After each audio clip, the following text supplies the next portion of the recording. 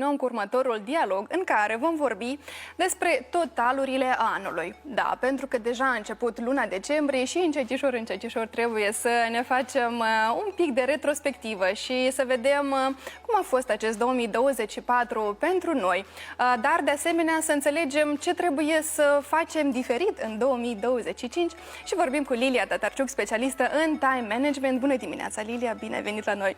Bine v-am regăsit! De asemenea, noi suntem bucuroși să te revedem de fiecare dată. Deci, totalurile anului. De ce este important să le facem?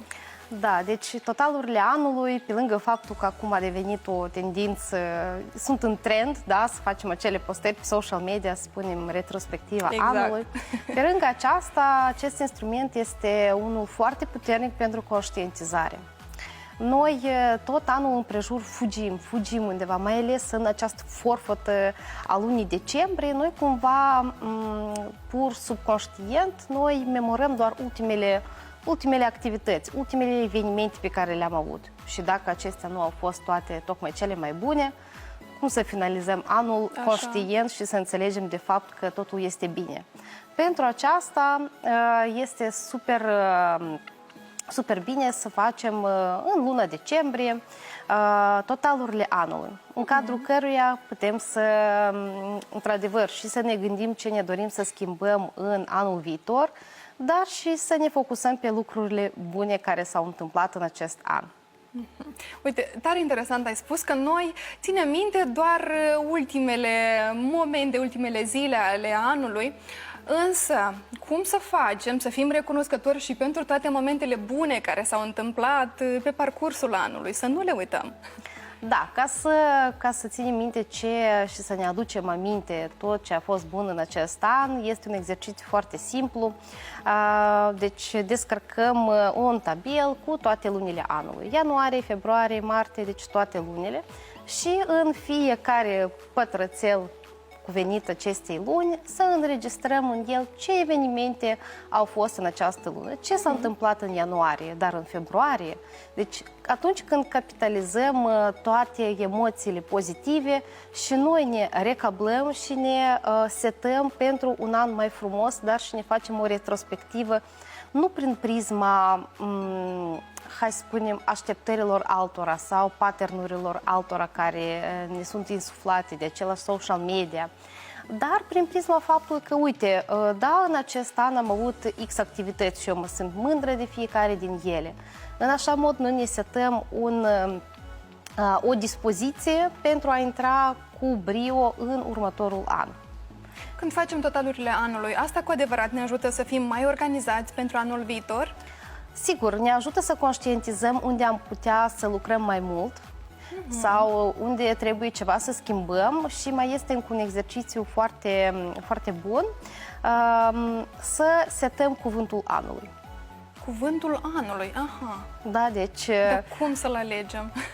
Pentru fiecare este cuvântul său, pentru cineva este descoperire, pentru cineva este un nou, hai să spunem,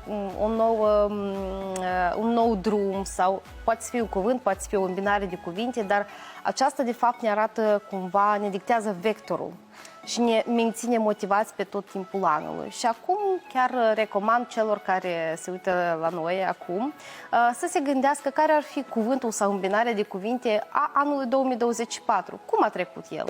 Sunteți satisfăcute de el sau nu prea? Și tot dacă vorbim despre totalurile anului, o putem face la fel și prin prisma roata echilibrului vieții.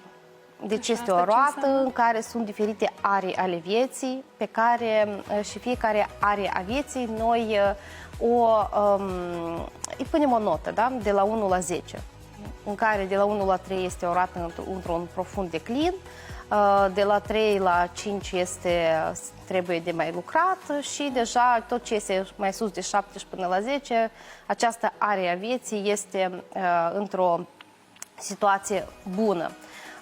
Și atunci când noi ne notăm hai să spunem așa, punem note pentru ariile noastre ale vieții, înțelegem asupra la ce noi putem să mai lucrăm sau ce a fost super bine și eu sunt super happy cu ceea ce se întâmplă la momentul actual.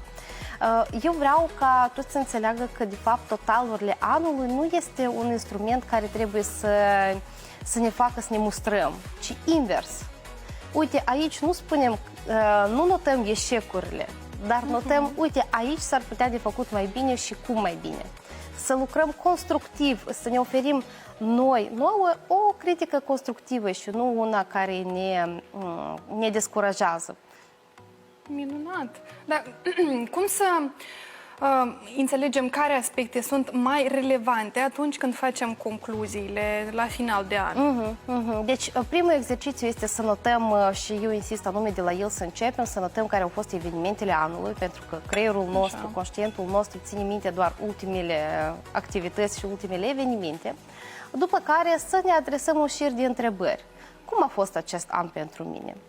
Care sunt victoriile pe care le-am avut în acest an? Care lucruri m-au făcut să mă gândesc altfel? Sau care oameni au întâmpinat noi în această viață? Care au fost schimbările mele în caracter? Care sunt activitățile care m-au marcat? Sau care sunt activitățile care în următorul an nu trebuie să le evit? Și prin prisma aceasta putem analiza cum a trecut anul. Da, deci pentru această activitate este nevoie să alocăm un pic mai mult timp, pentru că este lucru cu conștientizarea, lucru cu personalitatea noastră, în cadrul cărei putem analiza aceleași sentimente. Uite, ce sentimente am simțit cel mai des în acest an, care a fost dispoziția mea, cum pot eu să generalizez acest an și să-i ofer, hai să spunem, un calificativ, un epitet. A fost un an optimist, a fost un an pesimist, a fost un an plin de descoperiri. Și în așa mod, doar că atunci când noi setăm anul, hai să spunem așa, facem totalurile anului și atunci când ne scriem ce dorim să schimbăm în următorul an, da, sigur, putem asta utiliza pentru planificarea următorului an, dar pe lângă aceasta o să insist foarte mult să, atunci când chiar ne setăm ulterior scopurile anului, să ne gândim prin prisma la anul care a trecut. Deci care sunt totuși, nu știu, unele aspecte pe care eu aș dori să le îmbunătățesc și să începem de la ele. Dar prin prisma unei relații sănătoase cu noi din punct de vedere psihologic. Cum setăm scopurile anului vom discuta la o ulterioară ediție. Să știi că eu încă stau cu gândul la exercițiul pe care tu l-ai propus, să denumim, să punem o denumire anului. Iată. Da, e foarte interesant și într-adevăr, după cum am spus, mă ajută, știi, să fiu recunoscătoare pentru anul care a fost. Da, și apropo, în acest exercițiu, la fel putem adăuga recunoștințele anului, da? Deci, recunoștințele sunt, de fapt, un instrument psihologic foarte bun care ne ajută să ne setăm pe o undă pozitivă, pentru că noi, în veacul tehnologiilor, suntem foarte, foarte bulversate de multe informații, de trenduri, de unele concluzii care ne sunt insuflate.